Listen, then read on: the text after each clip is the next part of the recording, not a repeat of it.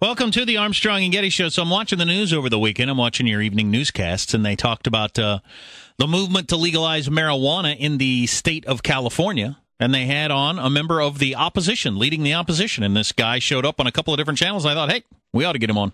Bishop Ron Allen has taken the lead. He's a leader of the president, rather, of the International Faith-Based Coalition. Bishop, how are you, sir? We're doing excellent this morning. And what exactly is your organization? What are you all about? Well, the International Faith-Based Coalition is a coalition of faith-based leaders of all denominations that we are gathering and going to stand against the legalization of marijuana. And you're joining together with law enforcement, right? Oh, absolutely. Yeah. And so what's your main argument for not legalizing marijuana? Well, main argument is it's certainly blood money to try to balance our budget with the claim of legalizing marijuana for recreational uses. Just preposterous. Absolutely not correct. Well, you know, the counter-argument and the one we generally make is it's already effortless to get it. Anybody who wants it can get it. And so the only change would be tax revenue. Well, if, in fact, tax revenue would balance our budget, then let's go for it. But it's very clear that the same argument was for alcohol. Let's legalize alcohol, tax and regulate it, balance our budget. Same for tobacco. Let's legalize and regulate tobacco, tax it, regulate it, and use the revenue. Well, isn't it funny that we're in a recession? Neither one worked. Well, except that alcohol and tobacco have been legal, except for a fairly brief period of prohibition. I mean, so do you believe alcohol and tobacco should be made illegal then? Well, here's the difference between tobacco, alcohol, and marijuana. If you would ask me after this interview, Bishop Allen, let's go have a beer or a glass of red wine, we would have that beer, a glass of red wine, with the intent not to get drunk.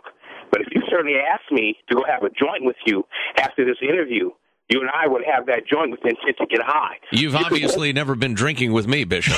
But and that's, fair point. You know, I had never heard anybody make that argument before. That is pretty interesting. Although a nice, mild beer buzz, come on, it's kind of a pleasant thing, right?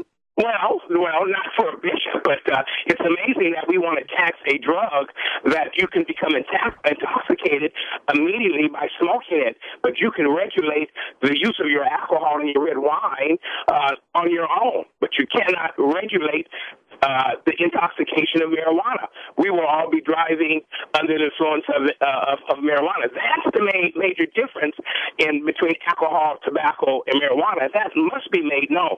You cannot have a joint and not get high, but you, sir, can have one beer and not get drunk. What's the law enforcement's argument on this, since you're joining with law enforcement?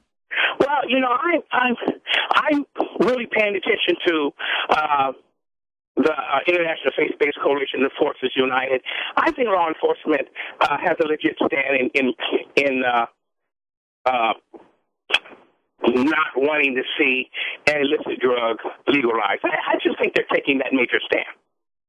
Do you see a moral issue with this? Well, as a pastor and as a bishop, of course you're going to see a moral issue with it, but not only a moral issue, but a spiritual issue, but more than that. How can our youth say no when the adults are saying yes?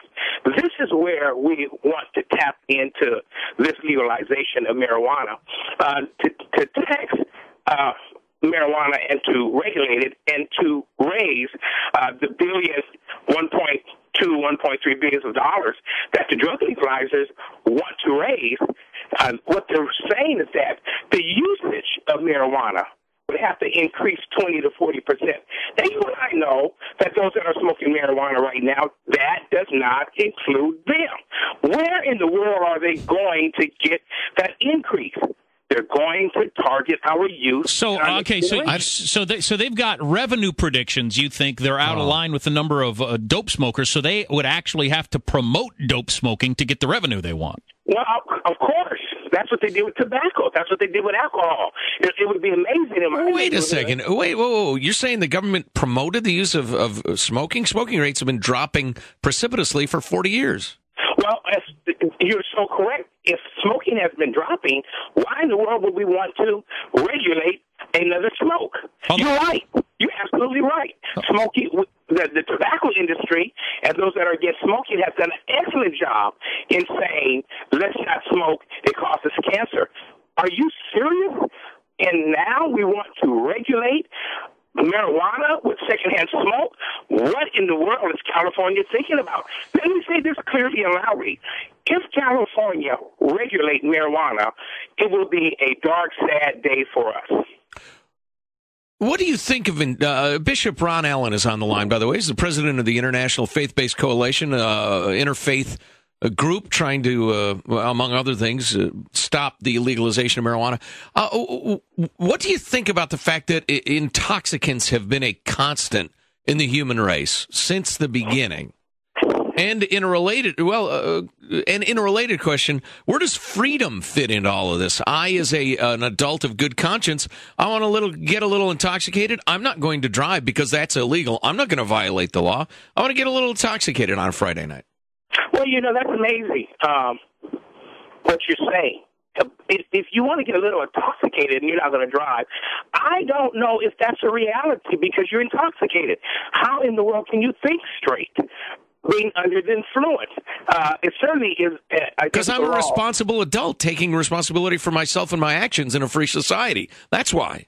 Yes, but I understand that. But and do not get intoxicated to where you might hurt someone or drive under the influence. And once again, you cannot smoke a joint and not get intoxicated, and you can't, and it can't be regulated how high you will get. I don't think we nailed this down. So, would you, if you were all powerful, would you make alcohol illegal? Well, no.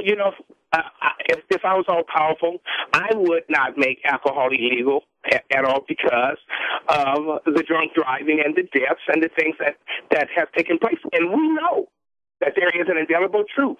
When you legalize a drug, it is more easy, it seems, for the kids to get, and it increases the use.